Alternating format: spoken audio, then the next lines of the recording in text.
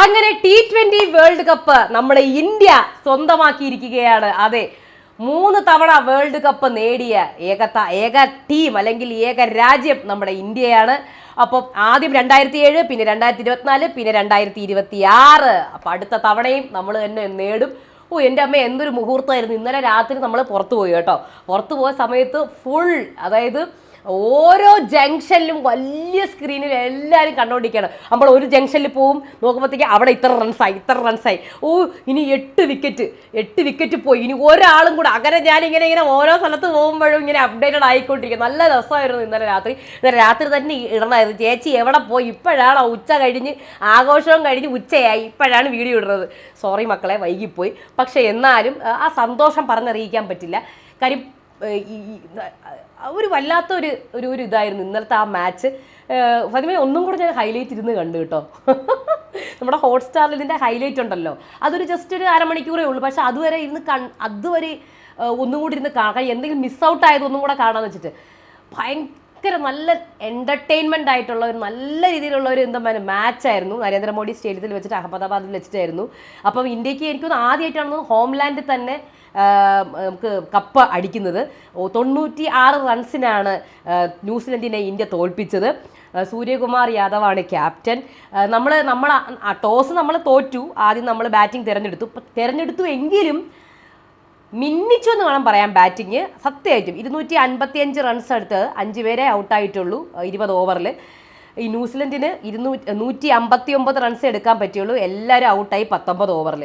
So Sanju Samson, അതായത് എന്താണ്, man of the tournament ആണ്. ടൂർണമെൻറ്റിലെ താരം സഞ്ജു സാംസൺ ആണ്. അതേപോലെ തന്നെ മാൻ ഓഫ് ദ മാച്ച് എന്ന് പറഞ്ഞാൽ നമുക്ക് ബുംറേനെ പറയാം. ബുംറ 4 വിക്കറ്റ് എടുത്തു, 15 റൺസ് വേണമെങ്കിൽ 4 വിക്കറ്റ്. സോ ഭയങ്കര ഒരു എന്താ പറയണ്ടേ, ആദ്യം നമ്മൾ പറയുകയാണെങ്കിൽ നമ്മുടെ ബാറ്റിംഗ് സ്റ്റാർട്ട് ചെയ്തു. സഞ്ജുവും ആരും ആദ്യം ഇറങ്ങിയത് അഭിഷേകും. നമുക്ക് 3 സെഞ്ചുറീസ് ഉണ്ട്. സഞ്ജുവിന് ഹാഫ് സെഞ്ചുറി എടുക്കാൻ സാധിച്ചില്ല. പക്ഷെ സഞ്ജു എനിക്ക് തോന്നുന്നു ഒരു ഉടനീളെ മത്സരങ്ങളിൽ എല്ലാ ഹാഫ് കുറേ 89, 90 അങ്ങനെ എടുത്തിട്ടുണ്ട് സ്കോർ. ഇതിനകത്ത് എടുത്തേക്കുന്നത് സഞ്ജു എടുത്തേക്കുന്നത് 89 റൺസാണ്. 44 ബോളിലാണെന്ന് തോന്നുന്നു കേട്ടോ, എനിക്ക് തെറ്റിയിട്ടില്ലെങ്കിൽ. 89 റൺസ് 46 ബോളിലാണ് സഞ്ജു എടുത്തേക്കുന്നത്. വളരെ നല്ല സ്കോറാണ്. ആദ്യത്തെ 5 ഓവറിൽ നമ്മുടെ അഭിഷേകും സഞ്ജുവാണ് ആദ്യം ഇറങ്ങിയത്. ആദ്യത്തെ 5 ഓവറിനകത്ത് കുറേ വൈഡുകൾ ഇവർ എറിഞ്ഞു കൂട്ടി കേട്ടോ. ആ വൈഡുകളൊക്കെ നാലായിട്ടുണ്ട്. അഭിഷേക് നന്നായിട്ട് കളിച്ചു. എനിക്ക് തോന്നുന്നു അഭിഷേക് ഔട്ടായത് അഭിഷേക് ഔട്ടായി. ഭയങ്കര കഷ്ടം തോന്നിപ്പോയി കേട്ടോ. അഭിഷേകിന് ഹാഫ് സെഞ്ചുറി ആയിരുന്നു. എന്നാലും 96 റൺസ് ആയപ്പം അഭിഷേക് ഔട്ടായി. പക്ഷേ 51 റൺസ് എടുത്ത് 18 ബോളിൽ.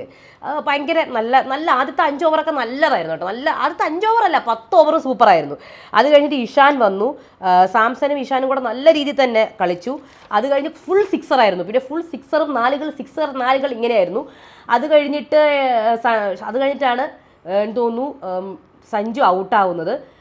ഭയങ്കര കഷ്ടം തോന്നി. 89 റൺസ് എടുത്തു. പക്ഷേ 100 എടുക്കായിരുന്നു. സത്യമായിട്ട് കുറച്ചും കൂടെ നിന്നിരുന്നെങ്കിൽ 100 എടുക്കായിരുന്നു. എന്നാൽ സൂപ്പറായനെ. കഷ്ടം തോന്നി. എന്നാലും കുഴപ്പമില്ല, ക്യാച്ച് പിടിച്ചു. ഇഷ്ടം പോലെ ക്യാച്ച് വേസ്റ്റ് ചെയ്ത് കളഞ്ഞിട്ടോ. മൊത്തം മാച്ചിനകത്ത് എത്ര ക്യാച്ചാണ് നഷ്ടപ്പെടുത്തിയത്? കുറേ ക്യാച്ചുകൾ നഷ്ടപ്പെടുത്തി. ന്യൂസിലൻഡ് നഷ്ടപ്പെടുത്തി, ഇന്ത്യ നഷ്ടപ്പെടുത്തി. അത് കഴിഞ്ഞിട്ട് ഹാർദിക് പാണ്ഡ്യ വന്നു. അത് കഴിഞ്ഞ് ഇഷാൻ ഔട്ടായി. 54 റൺസിൽ ഇഷാൻ ഔട്ടായി. അത് കഴിഞ്ഞിട്ട് സൂര്യകുമാർ യാദവ് 0 ഔട്ടായിരുന്നു. ഡക്ക 0 ഔട്ടായി. അത് കഴിഞ്ഞ് തിലക് വർമ്മയാന്ന് തോന്നുന്നു കേട്ടോ വന്നത്. അത് കഴിഞ്ഞിട്ട് ഒരുപാട് ക്യാച്ച് കൈവിട്ടു പോയി ന്യൂസിലൻഡിൻ്റെ കയ്യിൽ നിന്ന്.